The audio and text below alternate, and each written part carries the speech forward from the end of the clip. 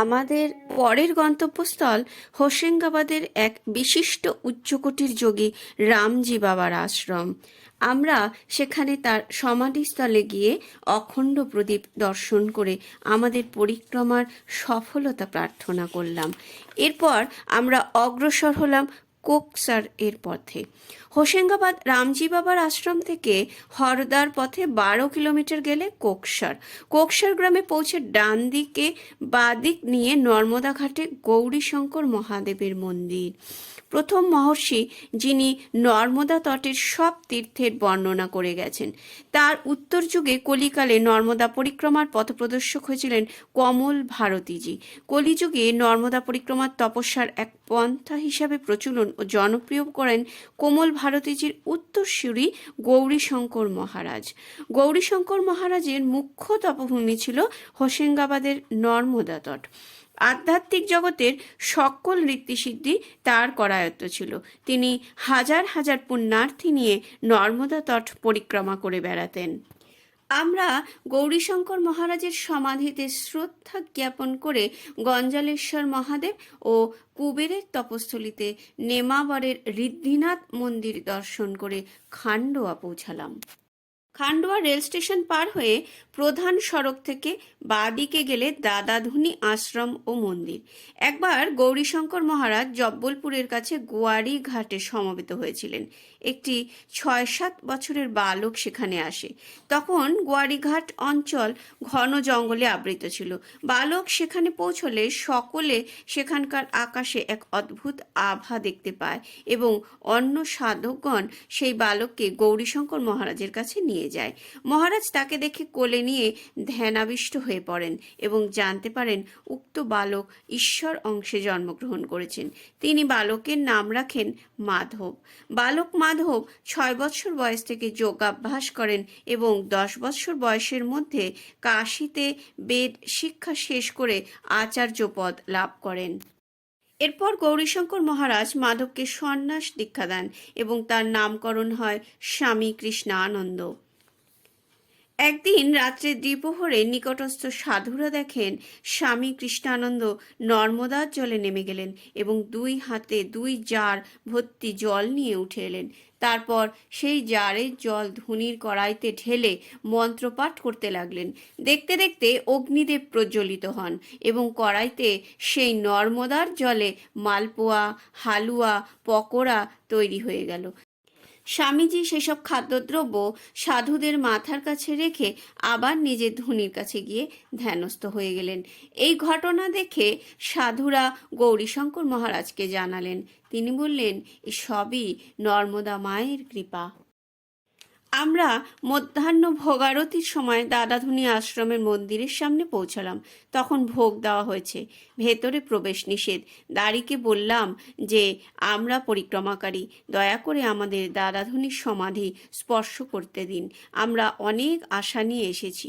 অনুমতি পেয়ে ভেতরে ঢুকে দেখি অনেক বড় সমাধি, ফুলে ফুলে সুসজ্জিত। আমরা সামনে গিয়ে সমাধি স্পর্শ করে প্রণাম করে পরিক্রমার সফলতা প্রার্থনা করলাম। দাদাধুনী আশ্রম মোড় থেকে 67 কিলোমিটার পথ এলে ওঙ্কারেশ্বর পাহাড়ের উপর ডান দিকে পাওয়া গেল শিবকোঠি একরোটি বাবা আশ্রম। আমি স্ত্রীকে নিয়ে হরনর্মদেই হরধ্বনি দিতে দিতে আশ্রমে প্রবেশ করে সোজা অফিস ঘরের দিকে গেলাম। ঘরের বাইরে একজন সাধু বসে আছেন। আমি তাকে বললাম, আমরা পরিক্রমাকারী, একরোটি বাবার দর্শন প্রার্থী। এক মাথা ঝাঁকড়া চুল, রুদ্রক্ষমালা পরিহিত মহারাজ একমুখ হেসে বললেন, আপনারা একরোটি বাবার সামনেই দাঁড়িয়ে আছেন। আমরা সঙ্গে সঙ্গে উপরে বারান্দায় উঠে তাকে প্রণাম জানালাম। 27 বছর বয়সে তিনি সংসারের মায়া ত্যাগ করে সন্ন্যাস জীবনে প্রবেশ করেন। আগে তিনি শিক্ষকতা পেশার সঙ্গে যুক্ত ছিলেন। তার সন্ন্যাস নাম হয় শিবম ভারতী। তিনি 25 বছর ভারতের বিভিন্ন তীর্থস্থান ও পাহাড় পর্বতে তপস্যা করেন এবং নর্মদা পরিক্রমাও সম্পূর্ণ করেন। সিদ্ধিলাভের আগে তিনি ভিক্ষায় কেবল একটি রুটি নিতেন। সেই জন্য সব জায়গায় একরোটি বাবা নামে তিনি পরিচিত হন। এখানে 24 ঘন্টা অখণ্ড শিব নাম ওং নমঃ শিবায় কীর্তন হয়। রাজেশ, নানবাবু সমেত আমরা সকলে সাবুর খিচুড়ি ও মিঠাই প্রসাদ গ্রহণ করলাম। এরপর কিছুক্ষণ ওম নমঃ শিবায় কীর্তনে অংশগ্রহণ করে আমরা রওনা হলাম আগের গন্তব্যস্থলে। ওঙ্কারেশ্বর দক্ষিণ তটে সব থেকে ভালো থাকার জায়গা হলো ভক্তিনিবাস তথা গজানন মহারাজের আশ্রম। একবার গজানন মহারাজ শেখাও থেকে ওঙ্কারেশ্বর আসছিলেন। তিনি ভক্তদের সঙ্গে নৌকায় ছিলেন। মাঝ নদীতে হঠাৎ ভীষণ ঝড় শুরু হয় ও নৌকা টলমল করতে থাকে। নৌকায় তখন গজানন মহারাজ ভাবাবিষ্ট, তার বাহ্যিক জ্ঞান লুপ্ত। ভক্তরা বুঝতে পারেন এইবার তাদের মহারাজের সঙ্গে জীবন্ত সমাধি হবে। হঠাৎ সকলে দেখেন নৌকার পাশে পাশে এক মাতৃমূর্তি নৌকা ধরে নিয়ে যাচ্ছেন। ওঙ্কারেশ্বরের তটে নৌকা ভিড়িয়ে দিয়ে তিনি অদৃশ্য হন। গজানন মহারাজ সহ অন্য সকলেই রক্ষা পান। আমরা আশ্রম গেস্ট হাউসে জিনিসপত্র রেখে শ্রীকৃষ্ণ ঘাটে পৌঁছলাম। পৌঁছে দেখলাম এখানে স্নান করতে বেশ সুবিধা হবে। যদিও গাড়ি থেকে নেমে কিছুটা পথ পাথরের ওপর দিয়ে গিয়ে ঘাটে পৌঁছতে হবে, কিন্তু এখানে নৌকোর ভিড় নেই। ঘরে এসে ঠিক করলাম আমরা এখন আর খাওয়া দাওয়ার জন্য নিচে যাব না, স্নান করে সামান্য কিছু খেয়ে ধ্যানে বসবো। সেই মতো স্নান করে ক্যান্টিন থেকে দুধ নিয়ে এলাম। তারপর দুধ কই খেয়ে আমরা ধ্যানে বসার আয়োজন করলাম। আমরা দুজনের আলাদা খাটে নর্মদার দিকে মুখ করে বসলাম। গজানন মহারাজকে প্রণাম করে ঠিক করলাম এখন আমরা রেবা নাম জপ করব। আমার স্ত্রী ধ্যান করতে করতে পরিষ্কার দেখতে পান একটি জলপ্রপাত থেকে নর্মদার জল নিচে পড়ছে, আর সেই জলধারার উপরে মা নর্মদা পদ্মাসনে সমাসীনা। তার বাঁ দিকের ওপরের হাতে ঘট এবং ডান দিকের উপরের হাত দিয়ে আমাদের আশীর্বাদ করছেন। জলের ফেনার উপর আশিনা মাকে দর্শন করতে করতে তার চোখ জলে ভেসে যেতে থাকে। তিনি জপ করতে করতে মাকে প্রণাম করে চোখ খুলে ফেলেন। মায়ের মূর্তিও অদৃশ্য হয়ে যায়। স্ত্রীর কান্নার কিছুক্ষণ পরে আমার ধ্যান ভঙ্গ হয়। আমি কান্নার কারণ জিজ্ঞাসা করলে তিনি তার দর্শনের ঘটনা আমাকে বলেন। সকালবেলায় ঘুম থেকে উঠে আমরা নানবাবুকে সঙ্গে নিয়ে শ্রীকৃষ্ণ ঘাটে পৌঁছালাম। নানবাবু আমাদের পৌঁছে দিয়ে গাড়ির কাছে চলে গেল। আমি প্রথমে স্ত্রীকে স্নান করতে সাহায্য করলাম। তারপর স্নানান্তে মাকে স্মরণ করতে করতে মায়ের বন্দনা করলাম। শ্রীকৃষ্ণ ঘাট মায়ের বড় প্রিয় স্নান ঘাট। আমাদের চোখের জল ও স্মরণ মন্ত্রে আমরা মাকে অভিষিক্ত করলাম। উত্তর তটে অবস্থিত ওঙ্কারেশ্বর মহাদেবকেও প্রণাম জানালাম। নর্মদার জলে একটি পাথরের উপরে দাঁড়িয়ে যখন আমি দ্বাদশ দিব্যগুরু মন্ত্র পাঠ শুরু করলাম, আমার শরীর টলতে লাগলো। ভেতর থেকে এক কান্নার ঢেউ যেন আমার হৃদয় বিদীর্ণ করে বেরিয়ে আসতে চাইছে। আমি যেখানে দাঁড়িয়ে আছি সেখান থেকে আমার স্ত্রী পেছনে যে পাথরের উপর বসে আছেন সেই পর্যন্ত এক অপূর্ব মিষ্টি সৌরভে ভরে উঠল। আমি দ্বাদশ দিব্যগুরুর মন্ত্র শেষ করে তাদের কাছে কৃপা ভিক্ষা করলাম আমাদের পরিক্রমা সফল করার জন্য। সে এমন এক অনুপম অনুভূতি যার প্রকাশ কয়েকটা বাক্যে করা সম্ভব নয়। সেই সুমিষ্ট গন্ধ আমাদের আবৃত করে রয়েছে। আবেগ অশ্রুপুলকে আমি রুদ্র হৃদয় উপনিষদ পাঠ শুরু করলাম। যতক্ষণ উপনিষদ পাঠ করলাম ততক্ষণ ওই স্থান সেই সুমিষ্ট গন্ধে ভরপুর রইল। আরও আশ্চর্য ব্যাপার, ওই সময় সেই ঘাটে অন্য কেউ স্নান করতে এলো না। শ্রীকৃষ্ণ ঘাট থেকে মামলেশ্বর প্রায় 2 কিলোমিটার পথ। আমরা মামলেশ্বর মন্দির প্রাঙ্গণে পৌঁছে একটি ওং নমঃ শিবায় মিশনের গাড়ি দেখতে পেলাম। এগিয়ে গিয়ে ভদ্রলোককে জিজ্ঞাসা করে আমি রুদ্রাক্ষ সম্বন্ধে কিছু জানতে পারলাম। রুদ্রাক্ষের সৃষ্টি হয়েছিল বড় বিচিত্রভাবে। শিবপুরাণ অনুসারে একবার যখন ভগবান শঙ্কর হিমালয়ে অন্ধকাসুরের সঙ্গে সংগ্রামরত ছিলেন তখন তার চোখে চোট লাগে, ফলে মহাদেবের চোখ থেকে অশ্রু ঝরতে থাকে। ব্রহ্মা দেখলেন শিবের অশ্রু যদি ভূমিতে পড়ে তবে অনর্থ ঘটে যাবে, সেই জন্য তিনি অশ্রুকে আদেশ করেন বৃক্ষের রূপ নিতে। এই বৃক্ষ যখন বড় হয় তখন তাতে ফল হয়, সে ফলের নামই রুদ্রাক্ষ। তিনটে পুরী নিয়ে সমগ্র ওঙ্কার পাহাড়, শিবপুরী, ব্রহ্মাপুরী ও বিষ্ণুপুরী। উত্তর তটের ওঙ্কারেশ্বর মন্দির শিবপুরীর অন্তর্গত। দেবাদিদেব এখানে তার লিঙ্গকে ভেদ করে দুই লিঙ্গে স্থিত হন। এক লিঙ্গ ওঙ্কার চিহ্নযুক্ত হয় এবং অন্য লিঙ্গ পার্থিব মূর্তিতে শিবজ্যোতি প্রতিষ্ঠিত হয়। ওই লিঙ্গের নাম হয় পরমেশ্বর। পরমেশ্বরের নাম কালান্তরে অমলেশ্বর এবং বর্তমানে মামলেশ্বর হয়। এই মামলেশ্বর জ্যোতির্লিঙ্গ নর্মদার দক্ষিণ তটে ব্রহ্মাপুরী ও বিষ্ণুপুরীর মধ্যভাগে অবস্থিত। মামলেশ্বর মন্দিরে পাণ্ডাদের বড় ভিড় ও উপদ্রব।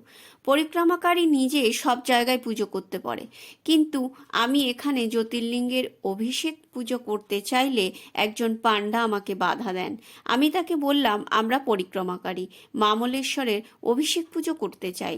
তিনি অনেক টাকা চাইলে আমরা তাতে রাজি হতে পারিনি।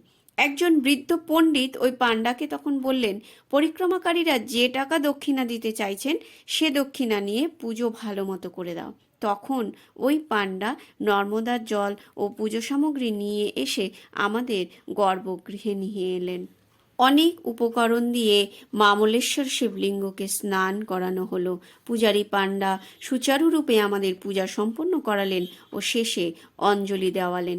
পুজো শেষ হলে আমি শিবের সহস্রনাম ও স্তবাদি পাঠ করলাম। গর্ভগৃহের বাইরে থেকে দর্শনার্থীরা আমাদের পুজো দেখছিলেন। আমরা পুজো সামগ্রী নিয়ে গর্ভগৃহের বাইরে এসে নাট মন্দিরের বাঁ দিকে কিছুক্ষণ বসলাম। আজ আমরা ভক্তিনিবাসের ক্যান্টিনে খাবার নিলাম। সহস্রধারার পরে এই দ্বিতীয় দিন আমরা অন্ন গ্রহণ করলাম। পরের দিন সকালে আমরা দক্ষিণ তটের মার্কেন্ডেয় আশ্রমে গেলাম। মহামুনি মার্কেন্ডেয় যখন ওঙ্কারেশ্বর তীর্থে তপস্যা করেছেন তখন তিনি এই আশ্রমে থাকতেন। নর্মদার দক্ষিণ তটে মার্কেন্ডেয় শিলা এক অতি পবিত্র জাগ্রত তপস্থলী। স্বয়ং মহামুনি মার্কেন্ডেয় এবং উচ্চকোটির সাধক এখানে তপস্যা করেছেন।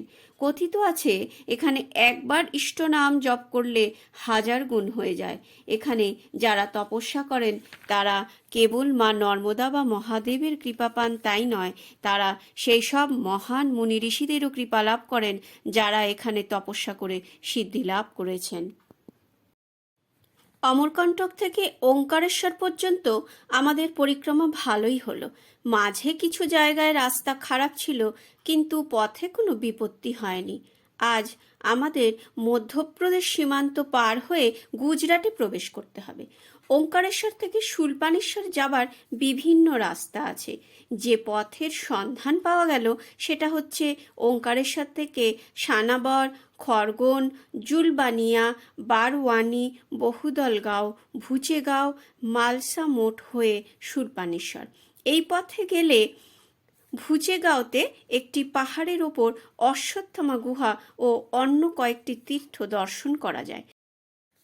কথিত আছে কুরুক্ষেত্র যুদ্ধে পঞ্চপাণ্ডবের পুত্রদের নিহত করে অশ্বত্থামা পালিয়ে এসে এই গুহায় তপস্যা করেন। আনমনাভাবে মায়ের গান গাইতে গাইতে আমরা আবার যাত্রা শুরু করলাম। আজ আমাদের লম্বা পথ অতিক্রম করতে হলো, অথচ কোথাও কোনো টয়লেট নেই। দেদিয়াপাড়া বাস টার্মিনালে পৌঁছে আমরা ভারত সেবাশ্রম সংঘের খোঁজ পেলাম। এখানে পরিক্রমাকারীরা নিশ্চিন্তে থাকতে পারেন। মহামুনি মার্কেন্ডেয় বলেছেন, শুলপানেশ্বর অখিল জগতের এমন এক শ্রেষ্ঠ তীর্থ যার মাহাত্ম্য কথা কেবলমাত্র শ্রবণে শতবৎসরের পাতক বিনষ্ট হয়। রেবার দক্ষিণকূলে ভৃগু পর্বতের উপরে ঘন বন সমাকীর্ণ চূড়ায় এই তীর্থ অবস্থিত। মন্দিরের উত্তর তটে বহমানা নর্মদা এবং দক্ষিণকূলে পর্বত ঘন জঙ্গল আবৃত। নর্মদার তীরে মন্দিরের মুখ্য প্রবেশদ্বারে দাঁড়িয়ে দক্ষিণ দিকে তাকালে দেখতে পাওয়া যায় সুবিস্তৃত উঁচু গাছের সারিতে পর্বতাবৃত, এবং সেই গাছের ফাঁক দিয়ে সূর্যদেব কিরণের ছটা বিস্তৃত করছেন শুলপানেশ্বর মন্দিরের উপর অপূর্ব প্রাকৃতিক শোভা। উত্তর তটে বিস্তৃত নর্মদা কুলুকুলু রবে বয়ে চলেছে। শুলপানেশ্বরে আর এক ভয়াল রূপও আছে। এখানকার বনাঞ্চলে পরিক্রমাকারীদের জন্য অনেক বিপদ লুকিয়ে থাকে। একদিকে আছে বনাঞ্চলের হিংস্র জন্তুর করাল ভ্রুকুটি, আর অন্যদিকে আদিবাসী ও উপজাতিদের ভয়ানক রক্তচক্ষু। নর্মদায় যখন জল কম থাকে তখন শিলার খাজে খাজে দেখতে পাওয়া যায় বড় বড় সাপের আনাগোনা। পুরাকালে শূলপাণেশ্বর তীর্থের নাম ছিল শূলভেদ তীর্থ। একদা মহেশ স্বয়ং রাজা উত্তানপাদকে এই তীর্থের উৎপত্তি ও মাহাত্ম্য কথা নিজ মুখে বলেছিলেন, যা মহামুনি মার্কণ্ডেয় মহারাজ যুধিষ্ঠিরকে শুনিয়েছিলেন। মহেশ বলেন, পুরাকালে অন্ধক নামে কশ্যপের এক পুত্র জন্মে। সেই সময় বল বিক্রমে অন্ধকের সমকক্ষ মর্তলোকে কেউ ছিল না। সেই অন্ধক সুরগণকে পরাভূত করার জন্য রেবা তীরে এসে কঠোর তপস্যায় ব্রতী হন। ৪০০ বছর অতি কঠোর তপস্যায় তিনি নিমগ্ন থাকেন। অবশেষে মহেশ ও পার্বতী অন্ধক সমক্ষে উপস্থিত হলে তিনি বলেন, যদি আপনি আমার তপস্যায় প্রীত হয়ে থাকেন তবে আমাকে এই বর প্রদান করুন যেন আমি সুরগণকে পরাজিত করতে সমর্থ হই। শঙ্কর তাকে বলেন, অন্ধক, সুরগণের সঙ্গে স্বপ্নেও তোমার যুদ্ধ করা উচিত নয়, তুমি অন্য কোনো বর প্রার্থনা করো। অন্ধক বলেন, সুরগণকে পরাভূত করার শক্তি লাভের জন্যই এত দীর্ঘ সময় ধরে এত কঠিন তপস্যায় ব্রতী ছিলেন। এখন যদি সেই শক্তি না পাওয়া যায় তবে তার তপক্লেশ ব্যর্থ হলো। অগত্যা মহেশ তাকে এই বর প্রদান করেন যে তিনি মহেশ ও বিষ্ণু ব্যতীত অন্যান্য সুরগণকে পরাভূত করতে সমর্থ হবেন। অন্ধক মহেশের বরে বলিয়ান হয়ে স্বর্গ আক্রমণ করে দেবরাজ ইন্দ্র আদি দেবতাকে পরাজিত করেন এবং স্বর্গের ধনসম্পদ লুট করে তিনি সাথে ইন্দ্রাণী শচী দেবীকে অপহরণ করে নিয়ে যান। দেবেন্দ্র প্রমুখ দেবগণ পিতামহ ব্রহ্মার সাথে বিষ্ণুর সমীপে উপস্থিত হয়ে সব কথা ব্যক্ত করেন। এরপর অন্ধকের সঙ্গে কেশবের ঘোরতর যুদ্ধ হয়। দুজনেই সমান বলিয়ান, কিন্তু অন্ধকের পক্ষে বিষ্ণুকে পরাজিত করা সম্ভব হলো না। জনার্দন দানবকে পদাঘাত করলে তিনি ভূপতিত হন। কেশবের সঙ্গে যুদ্ধে অসমর্থ জেনে অন্ধক তার স্তুতি করেন, বিষ্ণু পাদপদ্মে প্রণত হন। তখন ভগবান বিষ্ণু বলেন যে তুমি মহেশের নিকট যুদ্ধার্থে গমন করো। তারপর অন্ধক কৈলাসে গিয়ে শিখর দেশ কম্পিত করতে লাগলেন। সেই সময় প্রজাপতি ব্রহ্মা ও অন্যান্য দেবগণ কৈলাসে উপস্থিত হয়ে অন্ধকের দৌরাত্ম্যের ইতিহাস শঙ্করের কাছে নিবেদন করলেন। শঙ্কর যুদ্ধের জন্য প্রস্তুত হয়ে অন্ধকের নিকট গমন করলেন। উভয়ের মধ্যে তীব্র যুদ্ধ হলো। যুদ্ধ শেষে দানববীর অস্ত্র পরিত্যাগ করে করজোড়ে মহেশের স্তুতি করতে লাগলেন। মহেশ তখন অন্ধককে বললেন, তুমি আজ আমার নিকট যে বর প্রার্থনা করবে আমি তাই প্রদান করব। অন্ধক বললেন, আমাকে সারূপ্য প্রদান করুন। শঙ্কর প্রীত হয়ে অন্ধককে বর প্রদান করলেন। তিনি তখন থেকে গণমধ্যে ভৃঙ্গিসত্ত্ব প্রাপ্ত হবেন এবং দেহান্তরে কৈলাসে ভৃঙ্গিরূপে অবস্থান করবেন। অন্ধককে নিহত করে শঙ্কর কৈলাসে ফিরে এলেন। কৈলাসে যখন শিব পার্বতীকে যুদ্ধ বৃত্তান্ত শোনাতে লাগলেন তখন সেখানে পিতামহ ব্রহ্মা উপস্থিত হলেন। শিব ব্রহ্মাকে বললেন, অন্ধককে নিহত করে আমার শূল তার শনিতে মলিন হয়েছে। আমি তীর্থযাত্রা করব, আপনারা সকলে আমার সঙ্গে তীর্থযাত্রা করুন। শঙ্কর দেবগণের সঙ্গে গঙ্গা, সাগর সঙ্গম, প্রভাসাদি সর্বতীর্থ ভ্রমণ করলেন, কিন্তু ত্রিশূল নির্মল হল না। তখন তিনি নর্মদার দক্ষিণ কূলে ভৃগু পর্বত শিখরে আরোহণ করে সেইখানে বাস করতে লাগলেন। তিনি পিতামহ ব্রহ্মা ও অন্যান্য দেবগণকে বললেন, এই ভৃগু পর্বত এক উত্তম তীর্থ। তারপর নিজের শূলাঘাতে ভৃগু শৈলের তলদেশ নির্ভিন্ন করলেন। তলদেশ ভিন্ন হলো এবং তার ত্রিশূলও নির্মূল হলো। শূলের শোণিত প্রলেপ আর দেখা গেল না। যেখানে পর্বত ভিন্ন হয়েছিল সেখান থেকে সরস্বতী প্রবাহমানা হয়ে রেবায় মিলিত হলো। শিব এই শুলবের তীর্থে স্বীয় শুলকে শুদ্ধ করেছিলেন বলে এই তীর্থের উত্তর দিকে তিনি শূলপাণি মূর্তিতে অধিষ্ঠিত হলেন। তখন থেকে এই শূলবের তীর্থ সর্বতীর্থতম, সর্বদেবময়, সর্বপাপহর ও সর্বদুঃখনাশন পরম তীর্থ বলে পরিগণিত হলো। শূলপাণেশ্বর মন্দিরে পৌঁছে আমি ডায়েরি বের করে মন্দিরের গর্ভগৃহের সামনে স্তবপাঠ করলাম। এটা অতি প্রসিদ্ধ তপস্থলী। আমার স্তবপাঠ শুনতে পেয়ে টিনের ঘর থেকে আরও কজন সন্ন্যাসী বেরিয়ে এসে দাঁড়ালেন। এক দিব্য সুগন্ধ চারিদিকে সুবাসিত করে তুলল। নর্মদা পরিক্রমার ফল উপলব্ধি করলাম। শূলপাণি তীর্থ যখন প্রতিষ্ঠিত হয় তখন যে শিবলিঙ্গ স্থাপিত হয়েছিল সেই লিঙ্গে এক ফোঁটা জল দিলে সেই জল সেখানেই স্থির থাকত, পড়তো না, এবং সেখানে অগ্নিস্ফুলিঙ্গ হতো। এই লিঙ্গটি ঢাকা থাকতো। অন্য একটি লিঙ্গে পূজা হতো। একমাত্র কোনো পরিক্রমাকারী রাত্রের আরতি পর সেই লিঙ্গ দর্শন ও স্পর্শ করতে পারত। সেখানে শিবের একটি ত্রিশূলও ছিল। নর্মদায় সর্দার সরোবর যোজনার কাজের সময় সেই আদি শূলপাণেশ্বর মন্দির যোজনার অন্তর্গত হয়ে যায়। সেখান থেকে সেই বিশেষ লিঙ্গটি এবং ত্রিশূল তোলার জন্য যোজনা কর্মকর্তারা বিদেশ থেকে অনেক মেশিন এনে বহু চেষ্টা করেছিলেন, কিন্তু যত নিচে গর্ত করেন লিঙ্গের জোর ও ত্রিশূল তত ভিতরে দেখা যায়, যেন সেই লিঙ্গের জোর অন্তহীন। সেই ত্রিশূলেরও কোনো অন্ত নেই। শেষ পর্যন্ত তারা হাল ছেড়ে দিয়ে এই লিঙ্গ ও নাগফণি সেই মন্দির থেকে নিয়ে এসেছেন। এই মন্দিরটি সেই পুরানো মন্দিরের আদলে যোজনা কর্মকর্তারাই নির্মাণ করে দিয়েছেন। আদি মন্দিরের পূজিত শিবলিঙ্গ ও নাগফণি এখানে স্থাপন করা হয়েছে। শূলপাণেশ্বরের অভিষেক পুজো করে তাকে প্রণাম জানিয়ে আমরা বিদায় নিলাম। শূলপাণেশ্বর থেকে 40 কিলোমিটার রাজপিপলা শহর।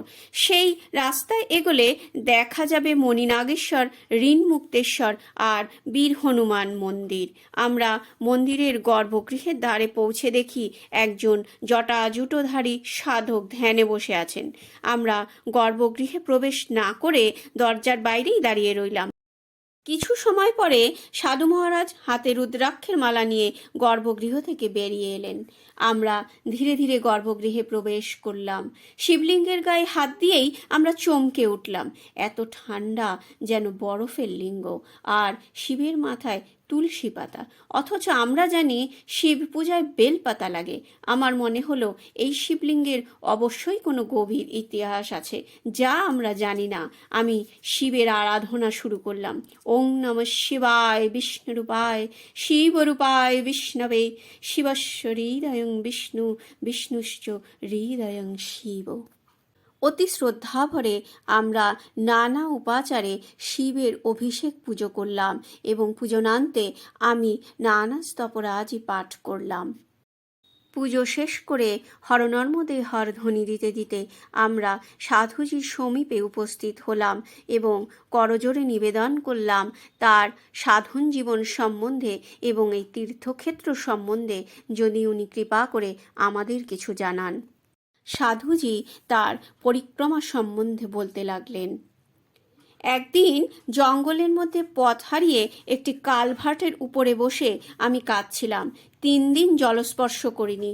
কেঁদে কেঁদে মা নর্মদাকে বলছিলাম, हे माते, तेरा संतान मार्ग खो बैठा, 3 दिन से भूखा है, फिर भी तेरी कोई चिंता नहीं। ठीक है, अगर परिक्रमा हम नहीं कर पाए तो हमारा मृत्यु इधर ही हो जाए। বসে এভাবে বিলাপ করছি, তখন ঘোর জঙ্গলের মধ্যে থেকে লাল ওড়না গায়ে একটি মেয়ে এসে বলল, বাবাজি তুম বহুত ভুখা হো, লো খানা খালো। মেয়েটির হাতে একটি বড় শালপাতায় পুরি আর লাড্ডু ছিল। সে শালপাতা আমার হাতে দিল। সেই খাদ্যের কি সুগন্ধ! আমাকে বলল, তুম গলত মার্গ পর হো। তারপর একটা মার্গের দিকে আঙুল দেখিয়ে বলল, ভোজনকে বাদ ইস মার্গ সে আগে বাড়ো। এই কথা বলতে বলতে সাধুজি কাঁদতে লাগলেন। তার শরীর কাঁপতে লাগলো। চোখ থেকে জল ধুনির সামনে পড়ছে। আমাদের দুজনের তো কথাই বন্ধ হয়ে গেছে।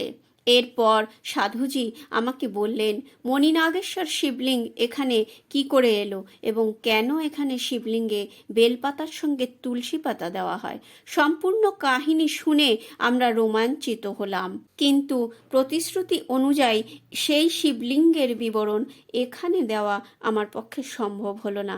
কেবল এইটুকু বলতে পারি যে এই শিবলিঙ্গের সঙ্গে মহাভারতের সম্পর্ক আছে। এরপর আমি ও আমার স্ত্রী তাকে প্রণাম করে এক এক পা পিছিয়ে পিছিয়ে তার দিকে সজল নয়নে তাকিয়ে থেকে নামতে লাগলাম। মহাত্মা বরাভয় মুদ্রায় ডান হাত আশীর্বাদ করছেন হাসি মুখে। মণিনাগেশ্বর থেকে সোজা রাস্তায় 13 কিলোমিটার পথ অতিক্রম করলে বাঁদিকে আসবে গোমনদেব হনুমান মন্দির। কথিত আছে 400 বছর আগে স্বামী গুলাবদাসজি মহারাজ এখানে কঠোর তপস্যারত ছিলেন। তাকে হনুমানজি সশরীরে দর্শন দেন। মন্দিরটি বিশাল এবং বিগ্রহ জাগ্রত বলে মনে করা হয়। মন্দিরের সামনে বড় আকারের রাম, সীতা ও লক্ষ্মণের মন্দির আছে। আমরা হনুমান মন্দির প্রদক্ষিণ করে পুজো দিলাম। এরপর মায়ের গান গাইতে গাইতে আমরা ধরলাম আঙ্কেলেশ্বরের পথ। কথিত আছে শ্রীরামচন্দ্র জানকীর সঙ্গে এই স্থানে এসেছিলেন। জানকী পিপাসার্ত হলে শ্রীরাম যে স্থানে বাণে বিদীর্ণ করে জল বার করে তার পিপাসা নিবৃত্ত করেছিলেন, সেই জায়গায় একটি কুণ্ডের সৃষ্টি হয়। সেই কুণ্ড রামকুণ্ড নামে পরিচিত। এই কুণ্ড এখন ঘিরে রাখা আছে। এখানে মন্দিরের শিবলিঙ্গগুলি তপস্বীদের দ্বারাই প্রতিষ্ঠিত। এখানে কালী ও কালভৈরব মন্দির দেখে মনে হলো তপস্বীদের মধ্যে কেউ কেউ শক্তি ও কালভৈরবের তপস্যা করেছেন।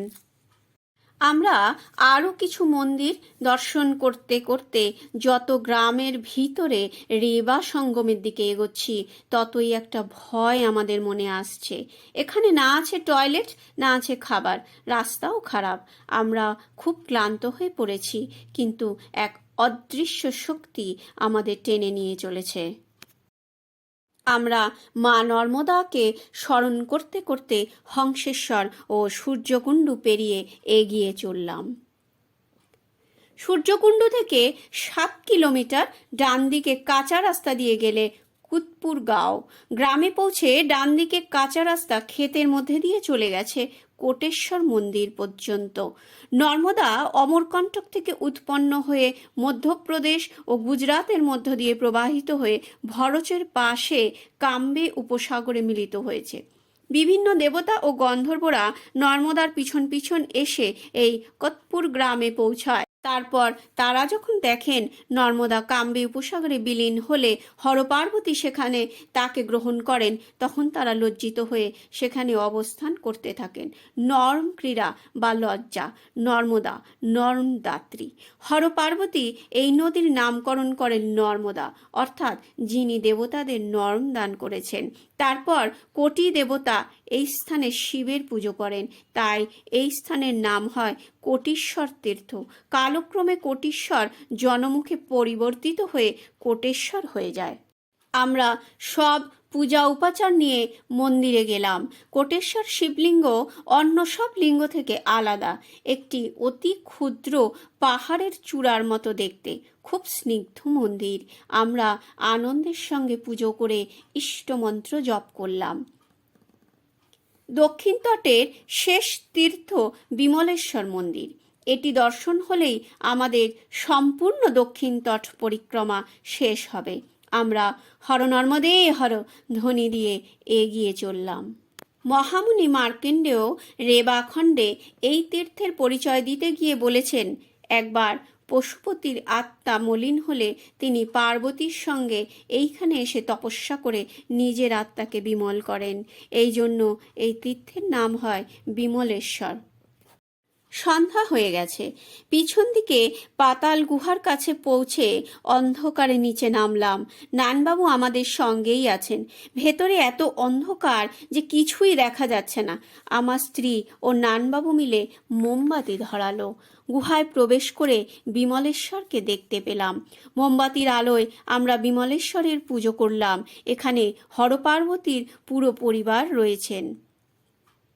আজ দীপাবলি। আজকের দিনে আমরা দক্ষিণ তট পরিক্রমা সম্পূর্ণ করলাম। মন এক অনির্বচনীয় আনন্দে পরিপূর্ণ হয়ে আছে। বিমলেশ্বর গ্রাম থেকে কাঠপোখরি গ্রাম 3 কিলোমিটার। অন্ধকারের মধ্যে গ্রামে কাঁচা রাস্তা দিয়ে আমরা কাঠপোখরি পৌঁছালাম। বেশিরভাগই মাটির বাড়ি, বোধহয় ইলেকট্রিকও নেই। এই গ্রামে এলে মনে হয় না গুজরাট ভারতের একটি প্রথম সারির উন্নত রাজ্য। গ্রামের মাটির ঘরে সন্ধেবেলা টিমটিমে আলোর প্রদীপ দেখে আমাদের বাড়ির কথা মনে পড়ে গেল। কালী পুজোর দিন সন্ধেবেলা সারা বাড়ি প্রদীপে আলোকিত করা হতো। আমাদের মনে এখন একটাই ভাবনা, আর শরীর চলছে না, একটা কোনো আশ্রয়ের দরকার। রাজেশ খবর নিয়ে আমাদের এক মাস্টারজির বাড়িতে নিয়ে এলো। বেশ বড় জায়গা, এখানে টয়লেটও আছে। একটি খাটিয়ার ব্যবস্থা করে রাতটা কাটাবার বন্দোবস্ত হলো। পরদিন মাঝরাতে নৌকো ছাড়বে। জেটিবিহীন স্থানে জল থেকে নৌকোয় উঠতে হবে। সঙ্গম পার হতে 4.5 ঘন্টা সময় লাগবে। মাস্টারজি বললেন যে কোনো অসুবিধে হবে না, কাল সকালে এসে জানাবে কি করে গাড়ি সমুদ্রের ওই পারে নিয়ে যাবে। আমরা নিশ্চিন্ত হয়ে হাত পা ধুয়ে খাটিয়ার উপর কম্বল ও চাদর বিছালাম। একটা খাটিয়ায় দুজনে শুতে হবে। একটা চেয়ার ছিল, সেখানে মায়ের আসন পেতে পূজা আরতি করে অল্প ফল বিস্কুট খেয়ে জপ করে আমরা শুয়ে পড়লাম। পরদিন সকালে মাস্টারজি এসে বললেন, রেবা সঙ্গমে পুজো দেওয়ার জিনিস সব এইখানে দোকান থেকে সংগ্রহ করে নিন। সেই মতো আমরা প্রয়োজনীয় সামগ্রী সংগ্রহ করে নিলাম। সমস্ত জিনিসপত্র গাড়িতে রেখে এক বস্ত্রে কেবল পুজোর জিনিস, পুজোর বই নিয়ে নৌকায় উঠতে হবে। মাস্টারজি বললেন, আপনারা বাইরের লোক, সেই জন্য এখান থেকে একজন গাইড নিয়ে যেতে পারেন। সে গাড়ির সঙ্গে থেকে রাস্তা চিনিয়ে আঙ্কেলেশ্বর হয়ে ওপারে মিঠিতলায় পৌঁছে দেবে। আপনি নৌকা থেকে নেমেই গাড়ি দেখতে পাবেন, নতুবা গাড়ি রাস্তা ভুল করতে পারে। তিনি একজন ভালো গাইড দিয়েছিলেন এবং পরবর্তীকালে আমি বুঝেছি এই গাইড না থাকলে আমাদের বিপদ হতে পারত। মাস্টারজির পরামর্শ সঠিক ছিল। রাত 2:30টায় গাইড ঈশ্বর ভাইয়ের সাথে আমরা বাড়ি থেকে 2 কিলোমিটার কাঁচা রাস্তায় অন্ধকারের মধ্যে দিয়ে হেঁটে সমুদ্র তটে পৌঁছালাম। চারিদিকে ঘোর অন্ধকার, কেবল সমুদ্রের জলের আওয়াজে বুঝতে পারছিলাম এটা সমুদ্র তট। তটের উপর এক জায়গায় এসে গাইড বলল, আর গাড়ি যাবে না, এখানে আপনাদের নেমে হেঁটে জলের কাছে যেতে হবে। রাতের অন্ধকারে কিছুই দেখতে পাচ্ছি না। আমরা রাজেশের জিম্মায় সব জিনিসপত্র রেখে নানবাবু আর গাইডকে নিয়ে জলের দিকে এগোলাম। এখানে তটে বালি নেই, কাদায় ভর্তি। সমুদ্রের ঢেউয়ের শব্দ ভিন্ন অন্য কোনো শব্দ নেই। এই পরিবেশ আমাদের মনে আরও ভয় ধরিয়ে দিচ্ছে। ক্রমে আমরা জলের কাছে পৌঁছলাম। তারপর হরনর্মদে হরধ্বনি দিতে দিতে বড় বড় টর্চ হাতে পদব্রজে পরিক্রমাকারীর আরেকটি দল এলো। একটি গাড়ি থেকে 8 জন সন্ন্যাসী এলেন। মোট 50 জন যাত্রী হয়ে গেল। আমরা 2 জন গৃহী, বাকি সব সন্ন্যাসী। কোনো বাতি নেই, নৌকায় ওঠার কোনো ঘাটও নেই। একটু দূরে কয়েকটি বড় বড় নৌকো দেখা যাচ্ছে, বেশ উঁচু। বুঝতে পারছি না যাত্রীরা নৌকায় উঠবে কি করে। গোমন ভাই যাত্রীদের নৌকোর ভাড়া নিতে লাগলেন। গাড়িতে আসা পরিক্রমাকারীদের কাছ থেকে 60 টাকা আর পদব্রজে পরিক্রমাকারীদের কাছে 50 টাকা।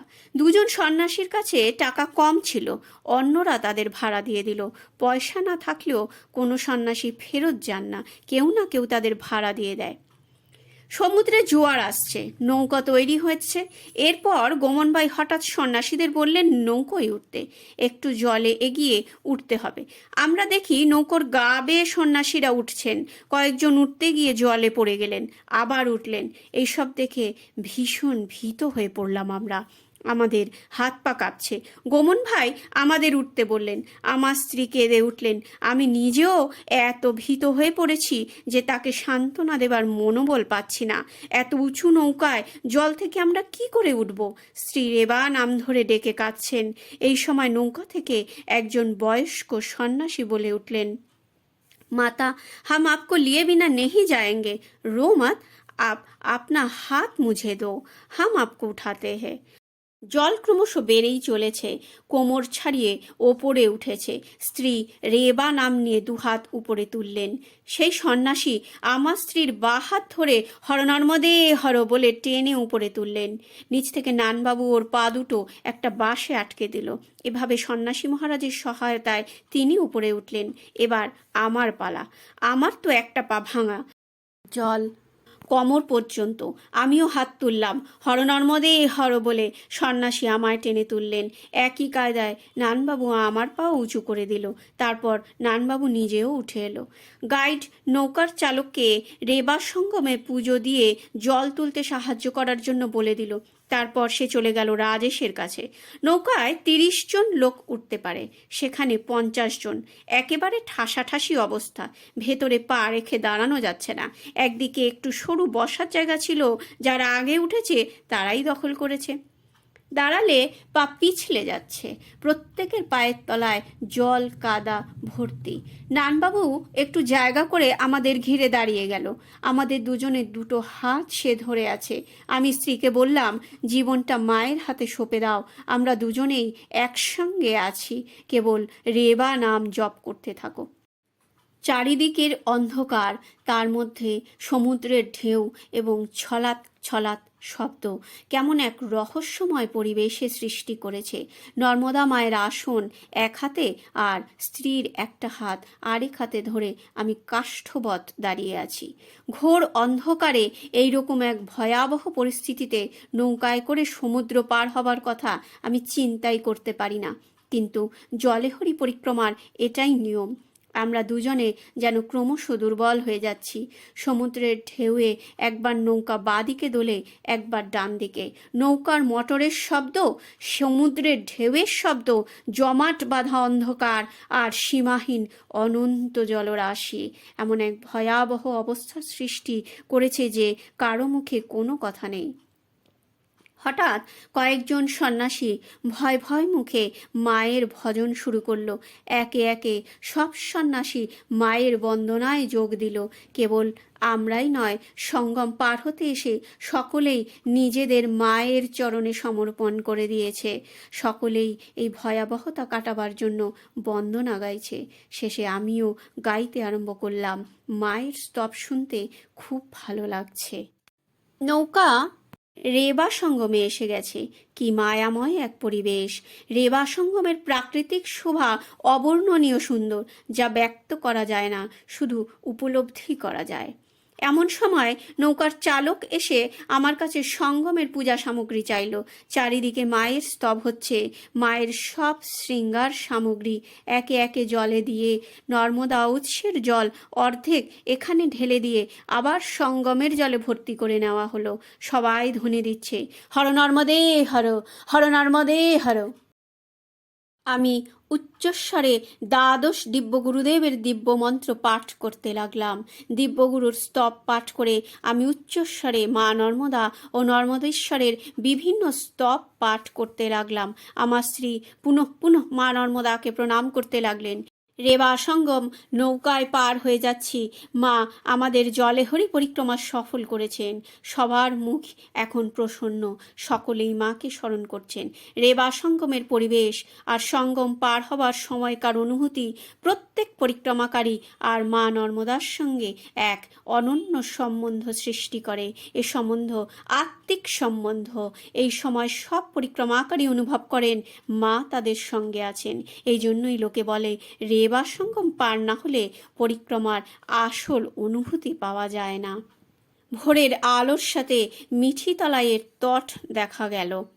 যেই তট দেখা গেল, সব ভয় ভীতির মুহূর্তগুলি ভুলে সকলে নর্মদে হর ধ্বনি দিতে লাগলো। মন ভরে উঠল আনন্দে। আকাশ বাতাস মুখরিত হলো হর নর্মদে হর, হর নর্মদে হর ধ্বনিতে। দেখতে দেখতে নৌকা মিঠিতলায় তট পৌঁছে গেল। কি আশ্চর্য! প্রথম চেষ্টাতেই আমার স্ত্রী আগে নেমে গেলেন। আমি অবাক হয়ে ওর দিকে তাকিয়ে রইলাম। তারপর নানবাবুর সাহায্যে আমিও নামলাম জলের উপর। আমাদের পা কাদা ভর্তি। জল থেকে তটে উঠে কাকরের ওপর দিয়ে খালি পায়ে যেতে হচ্ছে। ডান দিকে যেতে হবে, বাদিকে জঙ্গল, খালি পায়ে চলতে খুব কষ্ট হচ্ছে। এখান থেকে কিছুটা এগিয়ে ডান দিকে আমাদের গাড়ি দেখতে পেলাম। আমাদের দেখে রাজেশও আশ্বস্ত হলো। আজ মনে এক অনাবিল আনন্দ ও তৃপ্তি অনুভব করছি। আমাদের দক্ষিণ তট পরিক্রমা সফল হওয়ার জন্য মায়ের কাছে কৃতজ্ঞতা ও প্রণাম জানালাম।